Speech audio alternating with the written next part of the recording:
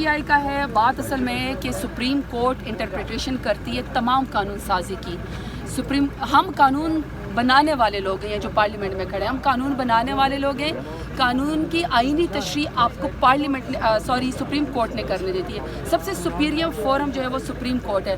اب supreme court نے آج ہمارے 41 MNAs کو ایز PTI مان لیا ہے. پہلے بھی 39 کو مان لیا تھا, ہمیں PTI ڈکلیئر کر دیا تھا. ہمیں تو ہمارا بلے کا نشان بھی واپس کر دینا چاہیے. اور یہ دیکھیں, یہ غلط سلوک ہے کہ کچھ پارٹی کے نمائندے بغیر کسی اس کے تحیات اپنے پارٹی کے چیئرمین ہیں, لیکن PTI کا جو الیکشن ہوتا ہے اس کو بار بار نل اینڈ وائڈ کر دیا جاتا ہے. بس کرتے ہیں PTI کے ساتھ ظلم کرنا. PTI ایک سب سے بڑی پاکستان کی جماعت ہے, اس نے سب سے زیادہ ووٹ لیا ہے 8 فروری کو, اور جب بھی جلسے جلوس پاکستان میں ہوتا ہے سب سے زیادہ عوام عمران خان کے کہنے کے اوپر اکٹھی ہوتی ہے. وہ ایک ریفرینڈم ہوتا ہے, اس ریفرینڈم کو, عوامی ریفرینڈم کو پاکستان کی تحریک انصاف پاکستان کی سب سے بڑی پارٹی ہے, اس میں مزید ڈیلنگ ٹیکٹکس نہیں کرنی چاہیے.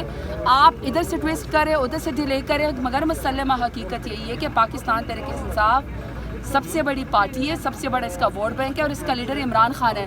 تو جو سپریم کورٹ نے آج اپنے فیصلے کی تشریح کی ہے, بہتر یہ ہے کہ ہمیں ایز پولیٹیکل پارٹی جو کہ ہم ڈکلیئرڈ ہے اور ہمارے MNA 41 کا مزید جو نوٹیفیکیشن ہے ایکسیپٹ کر دیا جائے, اور ہمیں ایوان میں بھی ہماری نمائندگی دی جائے. ایک سوال اور, علی امین گنڈاپور صاحب کی جانب سے ایک افغانستان سے متعلق بیان سامنے آیا ہے, تو کیا یہ ریاست کو چیلنج نہیں کر رہے؟ کل وزیر اعظم آزاد کشمیر اٹھ کے کہے کہ میں اکیلا جا کے انڈیا سے مذاکرات کر رہا ہوں. تو جب آپ کے گھر میں آگ لگتی ہے نا, جب آپ کے گھر کے اوپر حملہ ہوتا ہے, جب آپ کبھی ڈرون اٹیکس میں لاشیں اٹھاتے ہیں, جب آپ کبھی میزائل حملوں میں لاشیں اٹھاتے ہیں, جب آپ کو کبھی سیدھی گولیاں ماری جاتی ہیں, کہ PK کے صوبے نے سب سے زیادہ قربانیاں دی ہیں. 80,000 سے زیادہ ہمارے لوگ شہید ہوئے ہیں, جس میں ہمارے فوجی جوان بھی ہیں, کشمیر میں تھوڑا ظلم ہو رہا ہے. پوری بات سن لینا.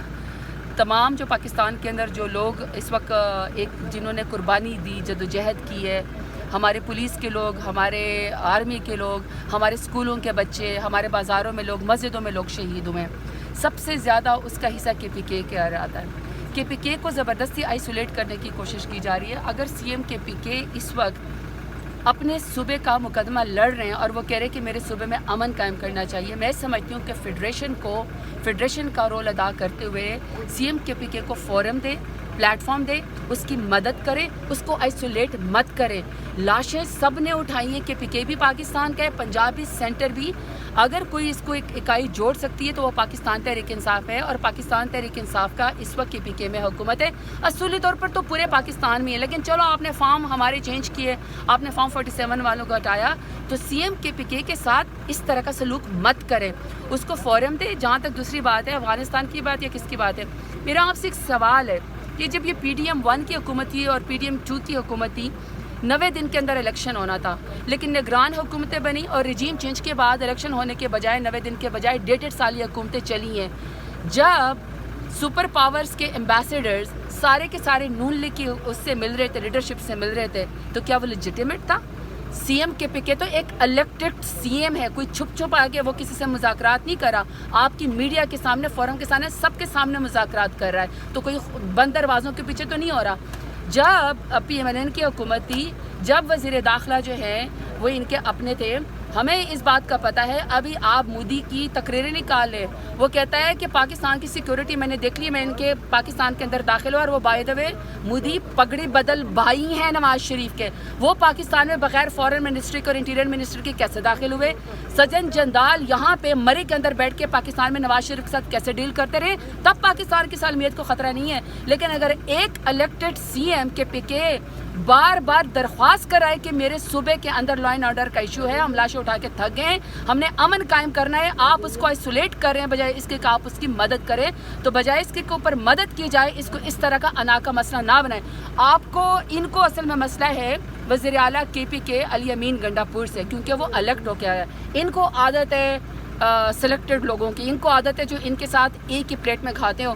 ظاہری بات ہے ایک طرف ایک ٹک ٹاکر جو ہے وہ چٹی ان پڑھ وزیر اعلیٰ ہے, کیا کر دی ہے پنجاب میں اس کی, ہر ایک کو تو یرغمال بنائے.